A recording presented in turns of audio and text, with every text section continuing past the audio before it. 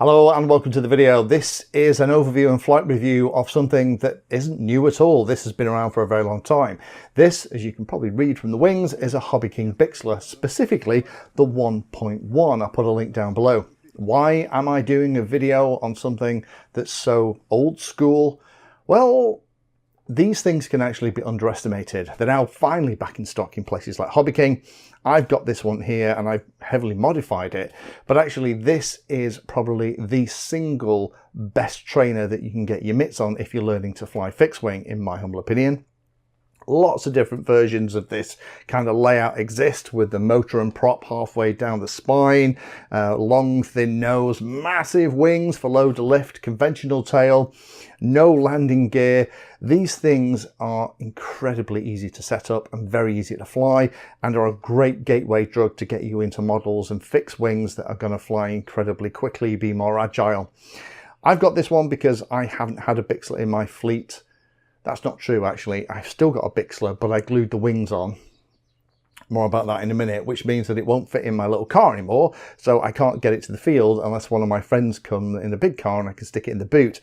I've wanted to get another Bixler in so I could build it in a way that the wings can still be removable toollessly, and I've done that mod here.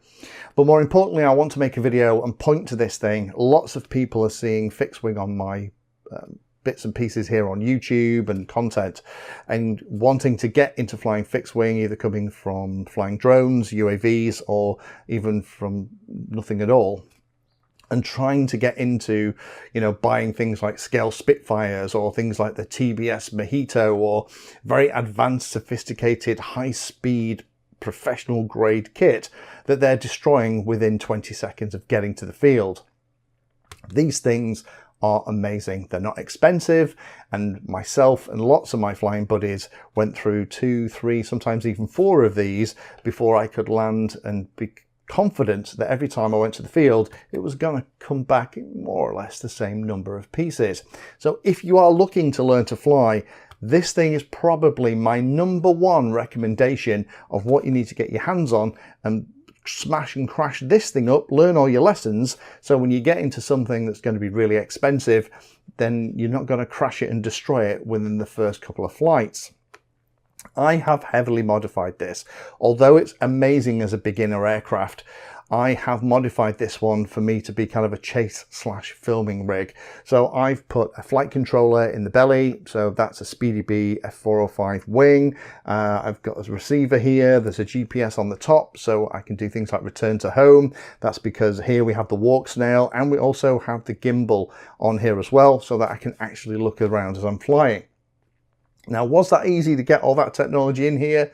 No, it took a bit of time and effort and a bit of thinking, because this, as an older plane, isn't designed for that kind of technology, but hopefully you can see that with a bit of effort you can squeeze it in. I've also done another mod as well. I've made it so that you can pull this pin out here on the top, and that's held in by a magnet, and with that pin removed I can actually take the wings off. And that also means that this has become an awful lot more convenient to carry around, and I can actually take this one to the field and it'll still fit inside my little car. So let me go through the standard stuff, take it to the field and show you how it flies, and talk about some of the cool things that make it a fantastic trainer, and also potentially make it a really beautiful plane if you just want to have something to hang out and fly and have an awful lot of fun. So let me go through my standard scoring system that I use for fixed wing aircraft, and hopefully it'll kind of illustrate what's so good about these Bixlers and why they make such great trainers, but also potentially make really nice, relaxing, fun, versatile planes for those of us that have been flying for decades and decades. First of all, we will go through and look at the slow speed. Slow speed, this is an incredibly forgiving, gentle plane. It can fly below 10 miles an hour. It can kind of fly at fast walking pace. It is very gentle in the stall, and this means that it is incredibly easy to land. We don't have any landing gear that's going to get ripped off. We can belly land it into the grass, and you can float it in very easily, and that means that it's very easy to fly. And also, if you get a little bit too carried away and you're not keeping an eye on things like your speed, then as it slows down, it's not suddenly going to stall, drop a wing and spiral into the ground. Next one then is high speed. Unfortunately, high speed gets 0 stars. This is not a speed machine. It's big, it's bulky, it's not very slippery at all. The motor and prop setup is not designed for loads and loads of thrust. Loads of pilots will get hold of these and change the motor and prop, and that's one of the cool things you can do with it. But on the standard setup running on a 3S battery, you'll be lucky if you get mid 40s. 45 to 48 miles an hour is probably about the most you're going to get. And again, that's actually really handy if you are a new pilot and you get a bit stuck and maybe you wang in a load of throttle, then it isn't immediately then going to shoot up and do 80 miles an hour straight into the side of a van. This is nice and gives you a little bit of thinking room and thinking time if you are getting into trouble. Efficiency, it gets a nice reasonable 3 stars. It's not particularly hungry in terms of the battery performance. You'll get up to 20 minutes on the 2200 3S pack that's recommended for this. However, it will take heavier packs with larger bits and pieces in. You could potentially run it on lithium ion if you wanted to. But to be honest, most pilots who are learning to fly, once they've been flying for 8 to 10 minutes, their brains are fried anyway, and it's time to land the thing.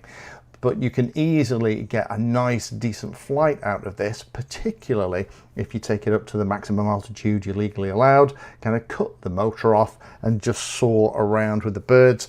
This could be used for stuff like slope soaring. It's not really designed for that. It's not an out and out glider, but it has a very gentle glide slope, which means you can kind of spiral around from altitude without the motor on, and it'll take you a while to get down to the level where you need to spin the motor up again.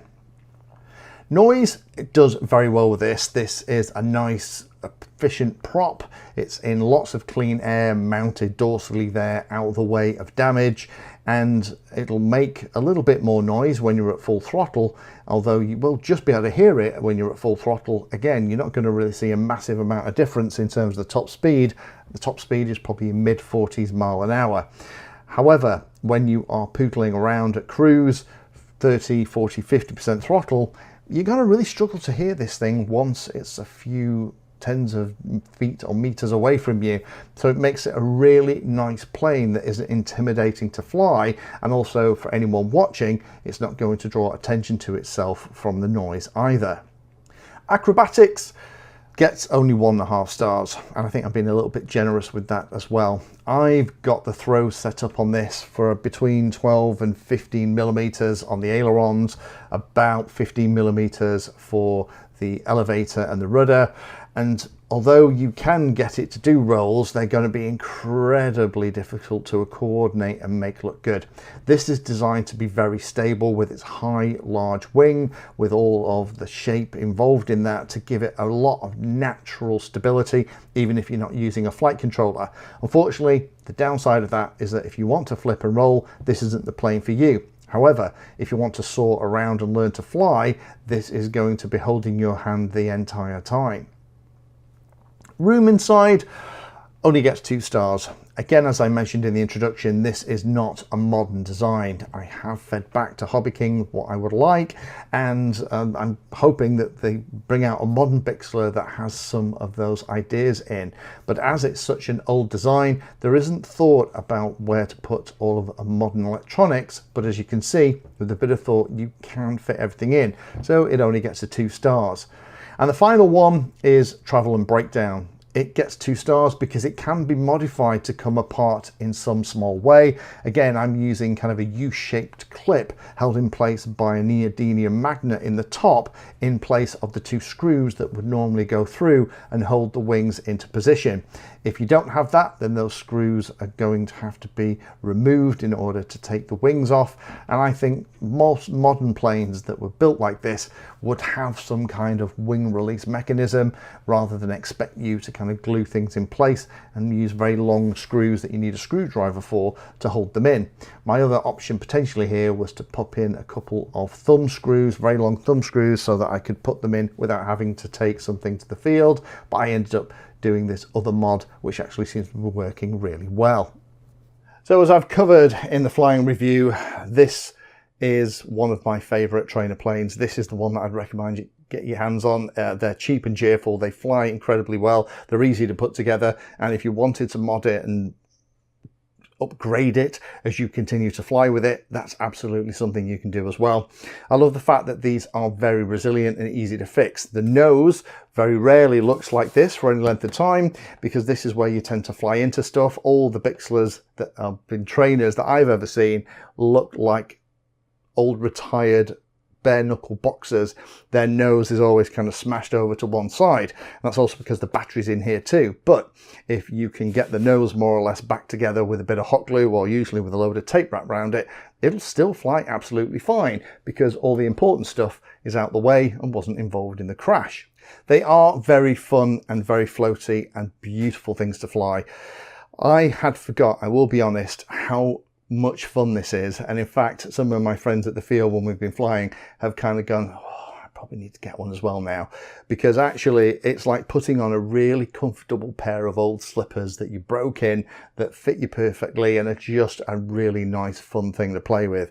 This continues, even for pilots who have been doing this for a long time, to be a really, really beautiful model to fly, particularly in calm, still days. And also, although it isn't the sexiest, most, funky looking thing on the planet, when it's flying around, most people who see it just think it's a great big flying albatross or something, and you get lots of interest in a good way when you fly it around. Only a couple of things to be aware of, as I've talked about. This will not fit in a backpack unless you modify the wings in a similar way to the one I've done here. They are going to be glued in, which means that this whacking great big thing is going to be the size it is. And that means that if you don't have a big car or lots of room or whatever, then you're going to struggle to transport it around. I hope, and I have talked to Hobby King about doing some adaptation with this and turning it into something new that has better support out the box for FPV equipment, better support out the box for places to put your flight controller and your receiver and a GPS, and also potentially make it so the wings can be removed toollessly without modification, and who knows, maybe even the tail too. That would be a really welcome thing, and I've still got my fingers crossed that Hobby King are even thinking about that. I really hope they are. But don't underestimate the H-King Bixler. Lots of us learnt to fly on them and then moved on to things that were faster and sexier and more fun to fly.